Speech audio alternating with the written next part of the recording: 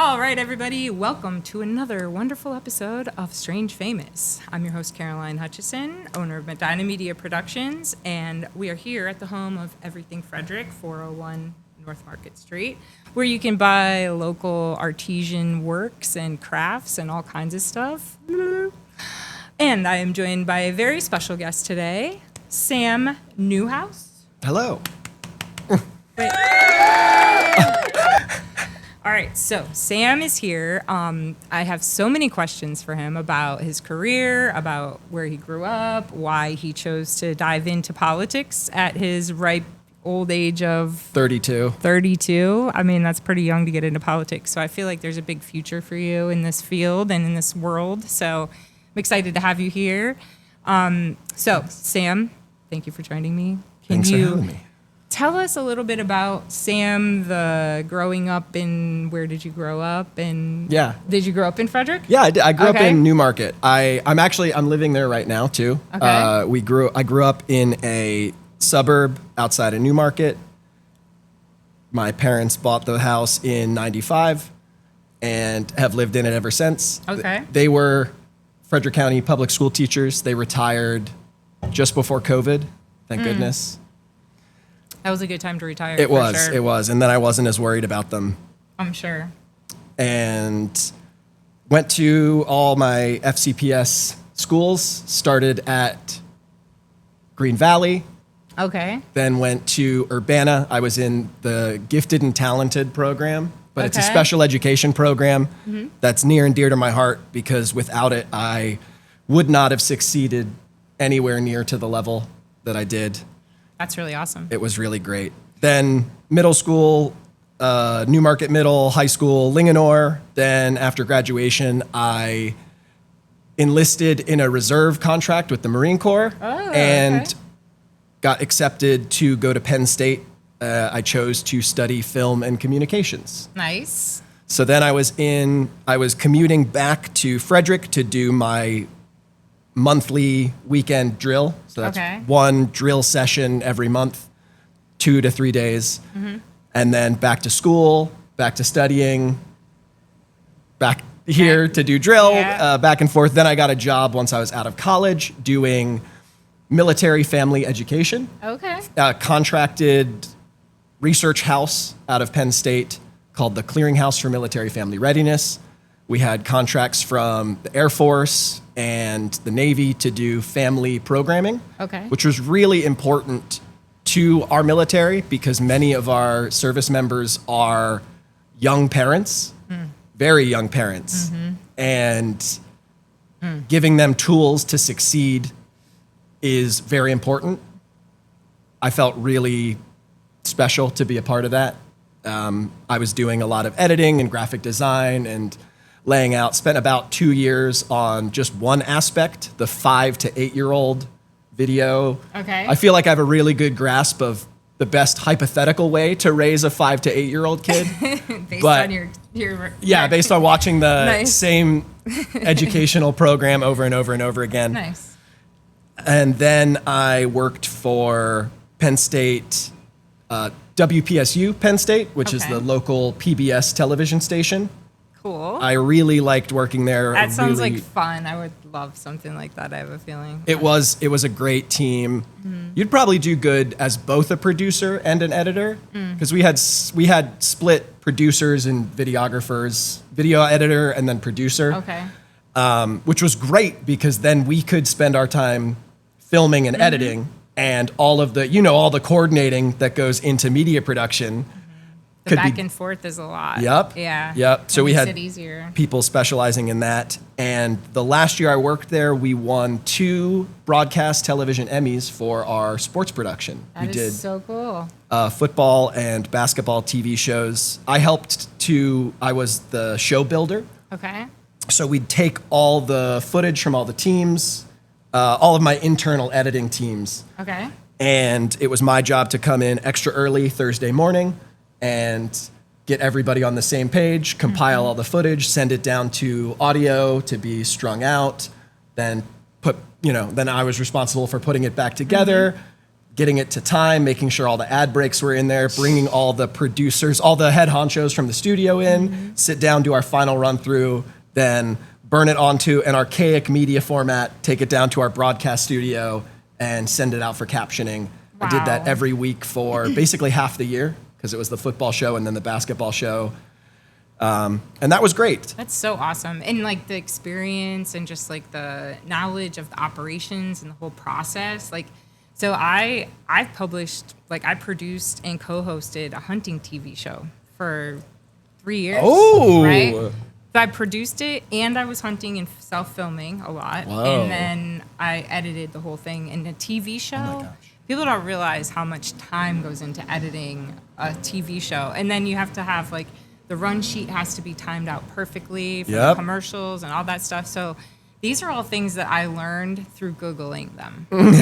Yeah. Like literally was just thrown to the wolves. Like, okay, we're going to make a TV show. I have no idea what I'm doing, but I will figure it out. Nice. And so we did 3 years of that. I had 3 seasons. It was super fun. But I was just hearing you and thinking, man, I wish I would have had that kind of experience first, because I probably would have just did it so much seamlessly. Like We had our...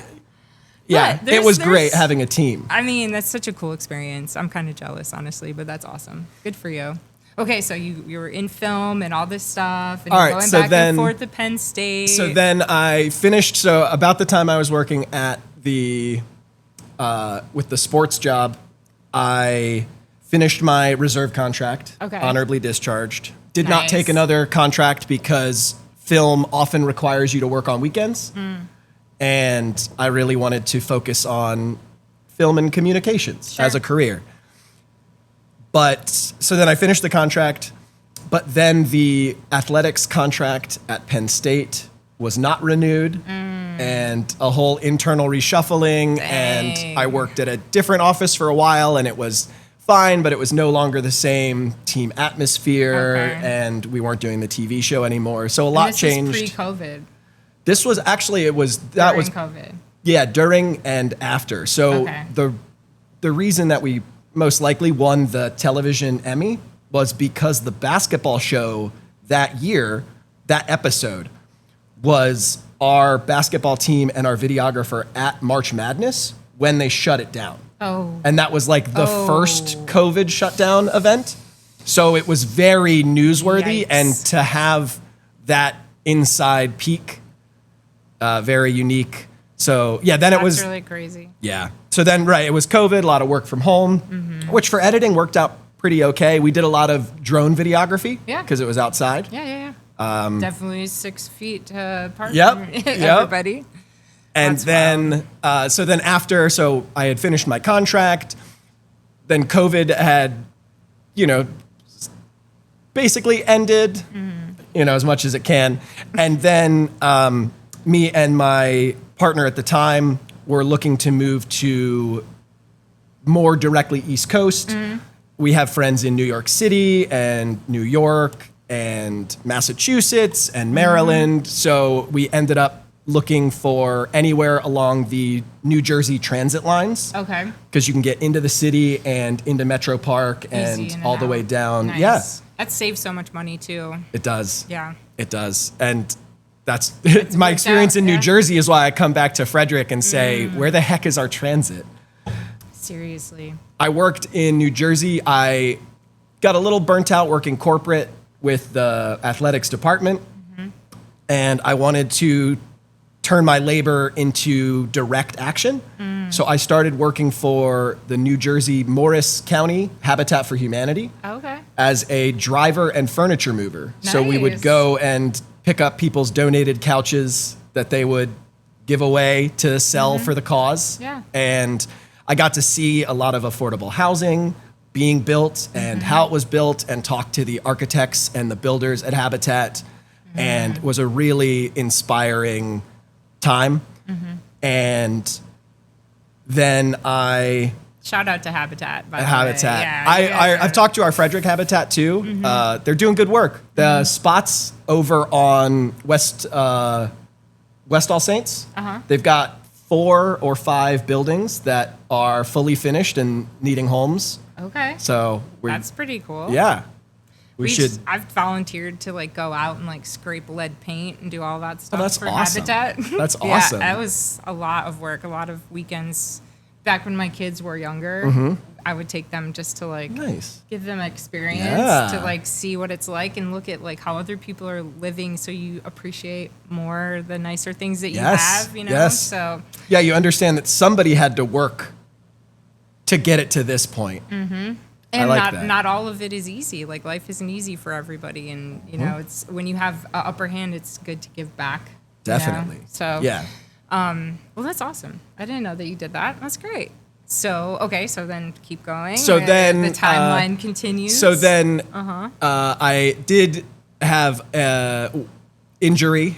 Okay. That moved me off the truck, and then I started considering what my life was going to look like, what I could accomplish. Always wanted to work for myself. Have a passion for rebuilding broken or outdated technology. Okay. A hobby that I started during COVID and have developed quite a lot since then. Okay. So my crazy idea was to move back in with my parents and create a YouTube channel called Sustainable Tech with Sam. Okay. Where I show people that the technology that we have isn't as mysterious as it may seem. And all of it basically runs by lithium-ion batteries. And we need to all learn how lithium-ion batteries work. They're all the same voltage. They're all the same chemistry. So they all lithium-ion batteries, no matter how big they are still fundamentally kind of the same. Okay. So understanding that you can take a large battery and connect it to a small device, or vice versa, but that you aren't stuck with your technology as soon as the battery starts to fail, that we need to be more used to swapping our own parts for our electronics, and that the form factor that they've been sold to us in is not the rule, it's a suggestion, and it's what it came as. And usually it's that way to save costs. For sure. So once you get it into your own hands, you can make it into whatever you want. But then, so I moved back in August. I set up a workshop in my parents' basement, set up my camera. I was doing some dry runs in New Jersey. Okay. I had a workshop basement in that apartment. And then I got a couple mailers for the data center expansion in Frederick. And the one that I got that set me on this path said, for only 3% of Frederick County's potable water, we could pay our teachers $215 million. And as the son of two Frederick County school teachers, it was horrific to see the name of teachers used To justify a data center? Yes. Yeah. Yes. So that got me pretty heated, and then I started doing all my research. So I'm also a technologist. I keep up on technology and have been reading and listening to podcasts about data centers since 2022, roughly, when like ChatGPT first came online, 2022 or 2023, and recognized from an early standpoint that it was an unsustainable business model. Like the amount of electricity that a single large language model uses is a ton. And the hardware that it uses, those graphics cards, decay. Yeah. Right? They don't decay. They burn out. They fry. They fry, slowly. And you want to upgrade them when the newer one comes out so that you get better performance. So I saw these data centers as just racing us towards my worst fears. Lots of more e-waste that I was trying to combat by teaching people how to maintain their own stuff. Right, which is amazing. But if we have an industry that spends graphics cards like they're disposable, we're going to end up with mountains of e-waste. Then the water, 3% of all the water. 3%. That's crazy. It's 1.3 million gallons of water a day is what they were talking about. And that is what the data centers in Adamstown are authorized to draw from the Potomac. That's all of our agriculture.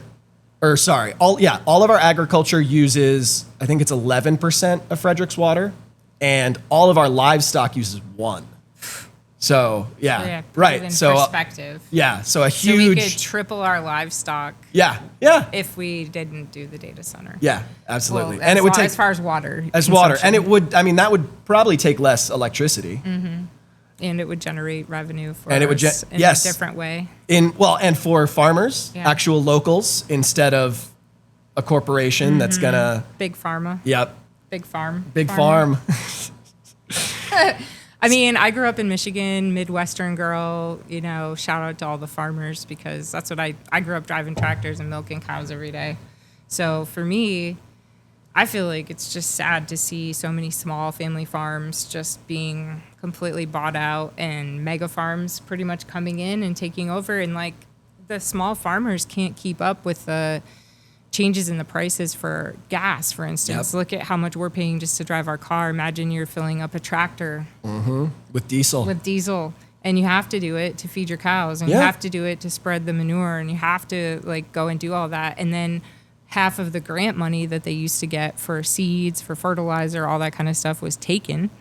So they don't have the grants they used to have to help cover some of the funds. So now they're like being hit from both angles. And then what happens? Somebody comes and knocks on the door and says, hey, we'll give you $5 million for your farm. And they are cornered. They don't have a choice. They don't have a choice. I know. It is It's crazy.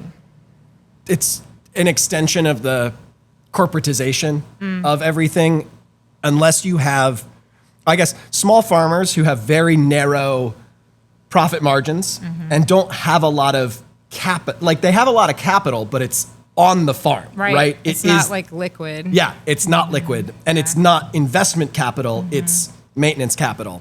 So when companies that have big piles of liquid capital come in and say, hey, we'll buy this from you for money right now that you need, and you're looking at the next 5 years and going, I don't know how we're going to make this work. Right. Because you can't, Unbelievable. So, we're doing, it's I crazy. think the county might be doing a disservice to our local farmers by not supporting them. We need to look at lots more ways that we can incentivize and maintain our small farms for the people who want to farm, who they'd love to keep farming their land. But if they can't afford to do it, they can't won't live. They have to survive. They have families too. But another point of that I feel we can work on as a community is like the vocational and high school training for agricultural stuff. But you're talking about not having technology expiring. I feel like that's a big part of that too, is having those tech schools and getting kids more aware of, instead of going and buying a new iPhone, you realize you can just do this. Or instead of going and buying a new air fryer, you realize you could just swap out the heating element or like all that kind of stuff. And our landfills are just getting filled with crap that people, I bought this, I used it for a few months, a new one came out, I'm going to get a new one. And that's, our consumerism is insane. If you want to experience the end result of consumerism, I don't think they take volunteers on the donation trucks, but when we went around collecting donations for Habitat, so much stuff that people don't need at, either when they're moving, or you see a lot of houses that have, someone had their life's amount of stuff in the house and now they don't need it anymore. And piles on piles on piles of stuff. Yeah. I mean, I went through, I think also it's like generational things that are happening right now. At least where I came from, I feel like it's generational. Like my mom grew up in an era where they were always poor and they didn't have food and didn't have toys and extra clothes. And so it's like this whole, like, I want to keep everything and hold on to everything, like hoarding almost mentality that some of the generations I've seen, they just want to be more like conservative about how they spend their money, or not spend money on things they don't need, but keep trash that they don't need also. And there's a lot of weight that you have to carry that around with you, like all this stuff. And I have a storage unit right now, and I was literally this weekend sitting there like, all right, I'm going to get rid of this storage unit. Like, just purge. Just Yeah. get rid of... If this stuff's been sitting in storage for a year and I haven't used it, why do I have it? Like, I don't need it. Yes. So how are we going to make... Do you think it's more of just creating awareness for different options? Or what do you see as a viable just start in the right direction for some of this? I think for like our like consumerism, like super consumerism, I think unfortunately, culturally, consumerism is where we get a lot of dopamine. Oh, yeah. And finding other avenues to get dopamine is very important. I see one area that the county can improve on is improving our community's access to parks. So a lot of our new developments that are being built that are, you know, close, really close housing, on top of each other, concrete heat deserts. You don't want to go outside because it's miserable. There's nothing out there for you. And it feels like you're in Edward Scissorhands movie. Yeah. It does. Almost worse, because at least the Edward Scissorhands suburb was like a little colorful. The houses were pink and the cars were green. Yeah. So that was another thing that I noticed. I had this article, speaking of dopamine, that if you look at pictures from like the 60s and 70s, vehicles were all like bright colors. Like you didn't hardly ever see a black car or a white car or a silver car at all, like period. So why have we gone to like from wanting to stand out and be different and be unique to like wanting to blend in, you know? Is it where our society is just going and making a car less of an extension of your personality and more of just like a tool that is like a definitely keep it for a couple of years and toss it out, and you don't want it to have personality because then it won't be as resellable? Perhaps. I think that's I think that's a lot of it. I think too that it is it's no longer an expression, or perhaps people, well, one, there aren't many cars that are sold in the nice colors. I think it comes down, it starts at the manufacturer level. They recognize that a non-offensive color, you know, will sell to just about everybody, right? It's that like aim for the average so that everything just goes smoothly. But I'm looking at all the cars we're passing of it, right? I think of the psychology of it though, and like during that time, it was like kind of like you're saying, people used to go, they got the car, they would buy a book that taught you how to fix everything. Yeah. And like you were locked in with that car. It was like a commitment. You're in this for the long haul, you know what I mean? And like now it's like, oh, people lease a car for a year, trade it in, have a car for a few months, trade it in, get rid of it. It's wild. Yeah. You know? Yeah. So I don't know. I feel like, hi. This is my boyfriend, Pierre. Hi. We're recording. I'll just cut this part out. So I think it is that it's a tool. You need it to get around. It's not as much a part of... There are still a lot of people who like to show their personality through their car. But I think it is more expensive to show your personality through your car. And if you just need it to get to work, right, back and forth, you'll go with what your budget can afford at the time. Hopefully you can get a somewhat reliable vehicle, but if not, you'll manage with whatever you can afford. But I mean, back in the day, you could buy a brand new car for less than $1,000. Yeah, make sure you adjust that for inflation. But I think it is less of the portion of your income, or perhaps it isn't less, but now that rent and utilities are so much a portion of our income, it just isn't justifiable. Yeah. It's crazy. Well, I know also like car insurance is insane right now too. So it's like, even if you have a car and you're like, okay, I want to have a nice, reliable vehicle and save some money, you're still going to get slammed by the car insurance. I don't know about you, but like I have 2 kids that drive, teenagers. Oh boy. Oh my. Just wait. When that bill hits the first month, I was like, no way is this real. This cannot be a real number. Is this for 2 months? I was like, what? It's crazy. But I feel like that's just like another, is it inflation or is it just the way that we've been like conditioned into this? We don't have any other options. We don't have any other options. If you don't have insurance, you can't drive. Right. If you don't have insurance to drive, you don't have a car, you can't go to work. Yep. Can't go to school. Yeah, So you're stuck. So back to I'm the gonna public transportation. I'm gonna take that and go to public let's go right transportation. back to that topic because Frederick needs something more. I was thinking like a few months ago, wouldn't it be cool if we had a trolley that just went from like downtown to like FSK Mall and back, even if that's all it did for right now. It went right through downtown. Yeah, and truly just starting simple and direct and visible so people understand, hey, we're expanding this transit service. And I think going from here to FSK and then back the other way down the Golden Mile, because that's also a huge population down there, because that is practically a straight shot from here. And we think about the Golden Mile, the residential community that's in that area, those are the people that would definitely benefit the most from public transit, I think, like just getting to work or getting back and forth around, even just to get from the Golden Mile to the main like train station here, something like that. Yeah. And it's not so much that, I mean, they would benefit just as much as everybody else with transit, but because they're already so local comparatively and dense. Yeah. So you get a lot of value as a county. A lot of traffic. Yeah. A lot Of of use. serving that community that is just an extension of it's an extension of downtown Frederick. And if you see me wiping sweat off my face, we're hot. It's hot in her. It was 90 degrees yesterday. Degrees in Probably this going building. to get 92, and we didn't turn on the AC till we walked in. Sam, thank goodness, was able to get it turned on because I was about to die. We wouldn't have made it this long. 26 minutes, we would have been cut off 20 minutes ago.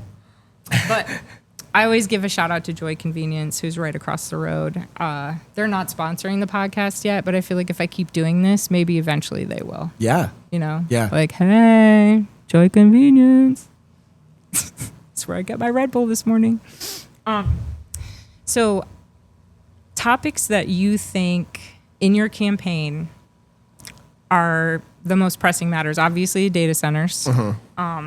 What are some of the other things that are motivating you to take this step in getting into politics at this age? I recognize the climate emergency that we're living in, Okay. and Frederick County is not doing anything about it. The county executive puts a lot of text out that says we're working to address climate change, but there isn't much action. Jinx. County council, when we're on some of the forums and I say we need more solar panels, they go, well, we've got some. Right. And I just roll my eyes. Like, how many is some? Yeah. 5 or 500? Yeah, 'Cause exactly. that's a very vague answer. Yes. And they yes. don't give you real numbers? I could probably press for more real numbers, It might but be interesting to find out. yeah. You know? But it's usually specific, like they're talking about the county buildings that they have built in the past 3 or 4 years. Okay. But they're also we're not putting solar on any of our libraries or any of our schools. Yeah. I mean, And- there's a little bit of solar out in the landfill, Yeah. right? But that's about, Yeah. and they could probably put 10 times more there. And that land is just being used for dirt. It's nothing. And it's just wasted space. Yeah. That's another portion of the county that I feel is completely overlooked right now is waste management in general. I don't know if you've had a chance ever to go to the waste management facility in the one on landfill. Rexford? Yeah. Yeah. Have you been out to like Not all the see- way out, no. So if you go in there, even if you just go in to like dump off a bag of That's trash what or I did, something, yeah. right? To go there, you have to go through this line and go through this building and you dump your trash and they have big trucks in there that squish it out to the sides and it falls down underneath into semi trucks. And then they just take the stuff and ship it to Pennsylvania. We're selling our trash to Pennsylvania right now. They haven't upgraded the landfill, the county trash system in general in over 20 years. And how many more houses and how many sucks. more people do we have than we had 20 years ago? So, That's embarrassing. and our landfill was at max capacity 10 years ago. So we've been selling our trash to Pennsylvania landfill. So how much money are we spending in shipping trash, first of all? That's a number that That's insane. I've been digging through our budget this year and have to reach out to the Office of Public Information underneath the administration to get more specific numbers, because looking through the budget book, the numbers are not very specific for, like, each budgetary item is sliced out, but there's still a lot of nuance underneath all of those items that you can't get from the overview. The details. Yes. Yes. Interesting. Yeah. I've spent a lot of time there because I used to date a guy that worked there, basically, at the landfill. Yeah, the county employee. And I would go there and take his lunch and stuff and just sit and observe, and I'm like, this is wild. And then hear him talk about how, you know, they're understaffed and overworked and underpaid, and it's just like, these are county employees. That should be the last thing we're hearing from our county employees, I feel like. Yeah. Especially with the budget we have in the county that we have that is very wealthy. Yes. It's insane that we don't have just a better plan to sustain the growth we need to have. How are we going to grow if we can't even afford what we're barely doing right now? I'm just concerned, and I feel like I'm glad that somebody like you came and felt concerned and like willing to put yourself out there, because politics is not an easy game at all. I mean, I'm curious to know what have been the pros and cons of getting into this arena. So, have you had any like threats or any crazy stuff that's been like not expected? No, it's Thank been. Goodness. I know. Thank goodness. It's been a lovely time.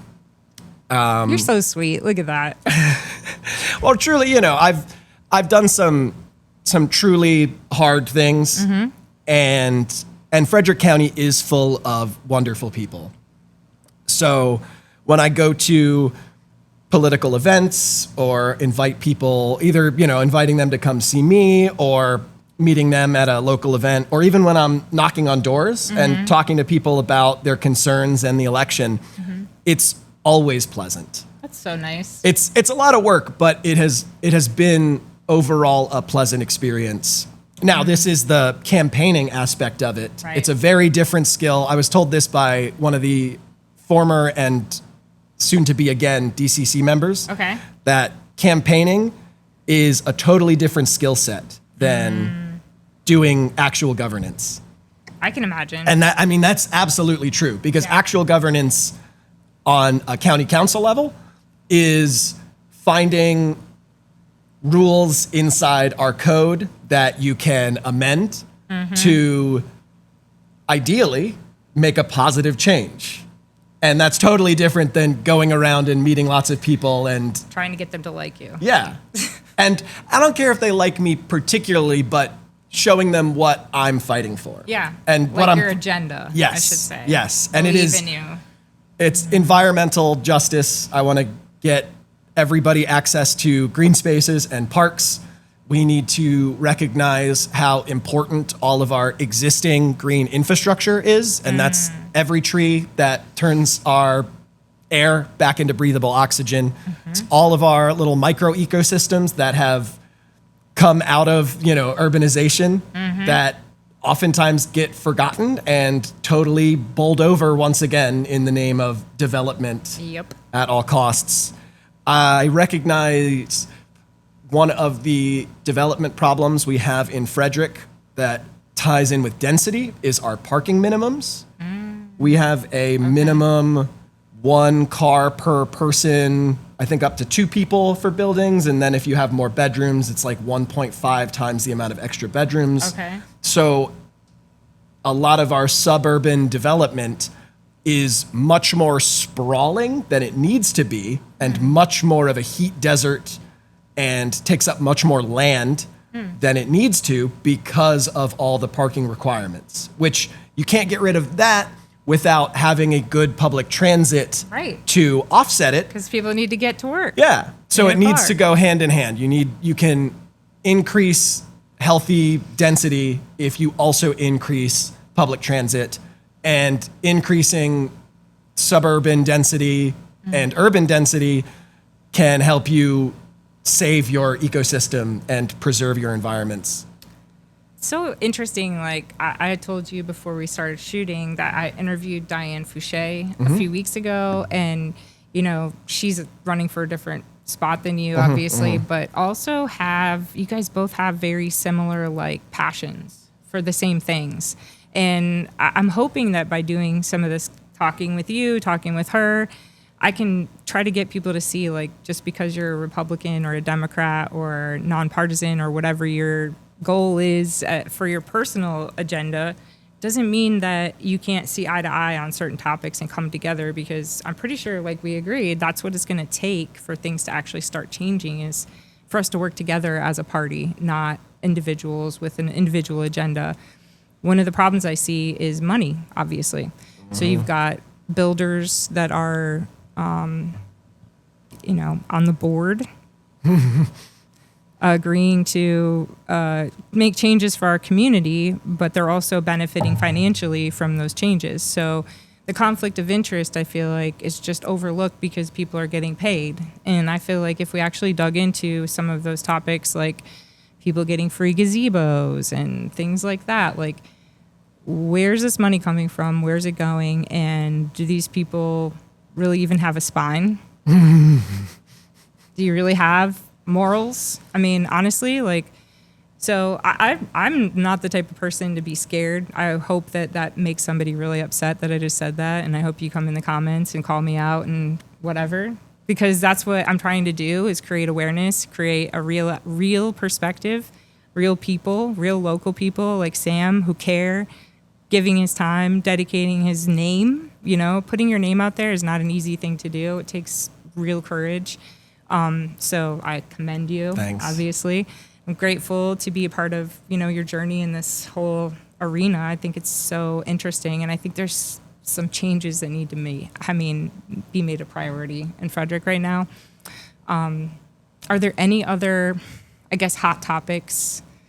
The data center. Yeah. I mean, the data center's insane. I don't know what's going to happen. It's already happened. I mean, It's already going to be here. It's just a matter of, like, what is the trickle-down effect going to be, and how can we brace for impact, basically, this point. At this point, that's also why I'm so focused on solar panels, because the energy needs of the data center are so massive. The advertised capacity, so this is like the amount of AI that these companies are advertising that they can sell. They advertise it by power draw. So they are advertising 864 megawatts of capacity. That's 6.5 times the amount of electricity that all Frederick County residents use in their homes. I went to the public benefits hearing session, which was the county's open listening session for what the data center developers need to give back to the community to make this trade-off worth it. And now the capacity is only part of their electricity spend.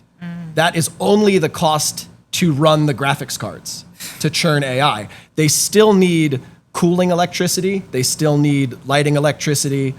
They still need water just processing electricity. Offices and bathrooms and all that kind of stuff too, right?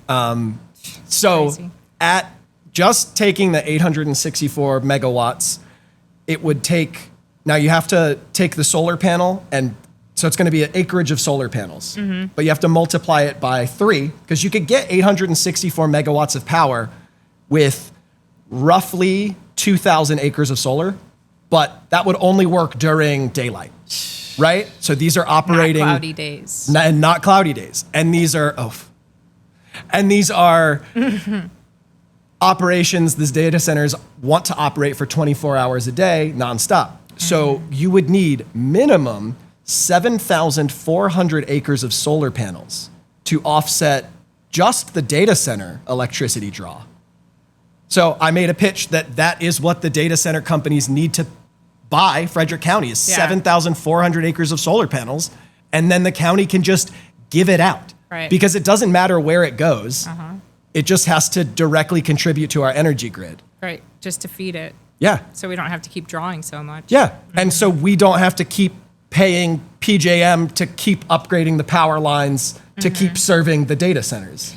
So one of the things I've been thinking is, like, why aren't they building just, like, more dams and creating, like, because we need water to cool it anyways, so why not just create hydroelectricity from the dams and also use it as a cooling system? And I mean, I'm sure there's some people that are thinking like that, but Chris, is it Barnett or Burdett? He's running for Congress, I believe. Right? Yes. He has some really interesting ideas for the data centers because he was talking about going in and instead of taking a beautiful field and farmland and turning it into a data center, why not take some of these abandoned industrial parks, for instance, and like renovate those and make those into data centers and utilizing the already, wasted land and then not making another industrial wasteland, just renovating one that exists. And that is what started in Adamstown. It was an old aluminum smelting plant that had been torn down. So the land was already a quasi-industrial wasteland. But what caused all of the residents to sign the petition was the expansion of the zoning area past that original boundary line into the farmland. It's insane. It was a very short-sighted decision that many people are questioning them on, and many people have asked me why I think our county pushed it, and I have no idea. Yeah. Well, I have an idea. We all know what it is. Somebody got paid. Somebody got some big retirement bonus for this plan, and I feel like we should go all Aaron Brockovich in this situation and do some water samples. And I'm serious. I'm really concerned that people are just like, oh, well, this is our life. This is our land. This is our future for our kids and our future generations. And you're just going to oh, well, it's not affecting me today. I need to use AI. I don't know. I feel like people are putting their heads down in the mud and just pretending like they don't see what's going on, but it's really happening. And I think I think they don't think they can do anything. That's the biggest problem. I think that's true too. Yeah.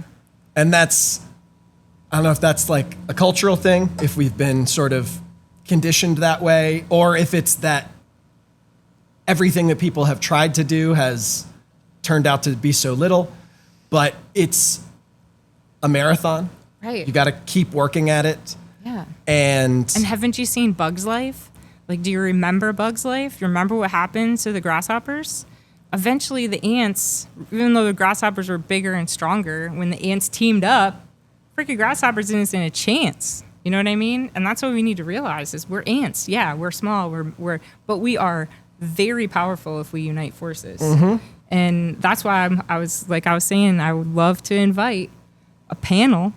I'm just throwing it out there. I got a nice conference room. We can sit down. We can all be adults together and talk about some of these hot topics and invite people from all sides of the political arena, bring them together, and just get some kind of even playing ground where we can side up and say, you know what, I believe that you're right on that, and support each other. Yeah. Because there are definitely, hopefully, just as many places that we agree that we disagree. I think you're right on that. I think so. And I think that if people are willing to put their ego and pride aside, that's the biggest problem, I think, honestly, in politics. No offense to you. I don't get that vibe from you. I'm a new politician. That's why I got to avoid. I got to avoid the trap of. Please stay real, because I think that's what people really want. Yeah. Sam for Frederick. It would be cool if you would consider me to be Frederick County Council at large. There you go. Give him your vote. Go check him out. samforfrederick.org. samforfrederick.org. I'm going to put links down here for some of his videos and some of his Facebook content. and Instagram and YouTube. There you go. Thank you so much, Sam. Yeah, this thanks. Has been super awesome for having me on. Yeah. Sorry it's so hot in here, but sometimes you just got to let we're her making cook. do. We're making do. Have I started to shine on camera yet? I am it's so red. Look at me. Oh my gosh. Anyways, Strange Famous signing off. Have a great day, everybody. Thanks for tuning in. Subscribe and tell your friends how cool we are. Bye. Nice. Hey, that was good.